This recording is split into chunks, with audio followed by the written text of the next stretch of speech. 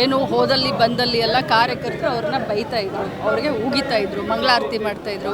ಅವರ ಪಕ್ಷದ ಆಂತರಿಕ ಕಚ್ಚಾಟವನ್ನು ಮುಚ್ಚಿ ಹಾಕಲಿಕ್ಕೆ ಈ ಒಂದು ಬೆಲೆ ಏರಿಕೆಯ ವಿರುದ್ಧ ಜನಾಕ್ರೋಶವನ್ನು ರ್ಯಾಲಿಯನ್ನು ಮಾಡ್ತಾ ಇದ್ದಾರೆ.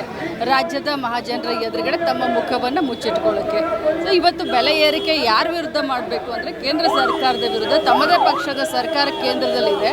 ಸೊ BJP ಜನಾಕ್ರೋಶ ಮಾಡಬೇಕು ಅಂತಂದರೆ ಕೇಂದ್ರ ಸರ್ಕಾರದ ವಿರುದ್ಧ ಜನಾಕ್ರೋಶ ಮಾಡಲಿ, ಅವರ ಮುಖಕ್ಕೆ ಕನ್ನಡಿಯನ್ನು ಹಿಡಿಲಿ ಅಂತ ಇವತ್ತು ನಾವು ಪ್ರತಿಭಟನೆಯನ್ನು ಮಾಡ್ತೀವಿ. ಖರ್ಗೆ ಅವರು ಕಲಬುರಗಿಯಲ್ಲಿ ಒಂದು ಮಾತು ಹೇಳಿದ್ರು, ಸರ್ಕಾರವನ್ನು ಕೊಡಲಿಕ್ಕೆ ಮೋದಿ ಅವರು ಮತ್ತು ಅಮಿತ್ ಶಾ ಪ್ರಯತ್ನ ಮಾಡ್ತಾ ಇದ್ದಾರೆ ಅಂತ ಹೇಳಿ. ನೋಡಿ, ಚುನಾಯಿತ ಸರ್ಕಾರ ಅದು ಕಾಂಗ್ರೆಸ್ ಪಕ್ಷದೇ ಇರಲಿ ಅಥವಾ BJP ರಹಿತ ಯಾವುದೇ ರಾಜ್ಯದಲ್ಲಿ ಚುನಾಯಿತ ಸರ್ಕಾರವನ್ನು, ಈ ಒಂದು ಪ್ರಜಾಪ್ರಭುತ್ವವನ್ನು ಕಗ್ಗೊಲೆ ಮಾಡೋದನ್ನು ಪ್ರತಿ ಬಾರಿ ತಾವೆಲ್ಲರೂ ಗಮನಿಸಿದ್ದೀರ. ರಾಜ್ಯದಲ್ಲಿ ಪ್ರತಿಯೊಂದು ದೇಶದಲ್ಲಿ ಪ್ರಜಾಪ್ರಭುತ್ವಕ್ಕೆ ಕೊಡ್ಲಿಪೆಟ್ಟನ್ನು ಹಾಕುವಂಥ ಕೆಲಸವನ್ನು BJPಯವರು ಬಹಳಷ್ಟು ಸಂಸ್ಥೆಗಳನ್ನು ದುರ್ಬಳಕೆ ಮಾಡ್ಕೊಂಡು ಮಾಡ್ತಾ ಇರೋದನ್ನು ತಾವು ಪ್ರತಿ ಬಾರಿ ನೋಡ್ತಾ ಇದ್ದೀವಿ.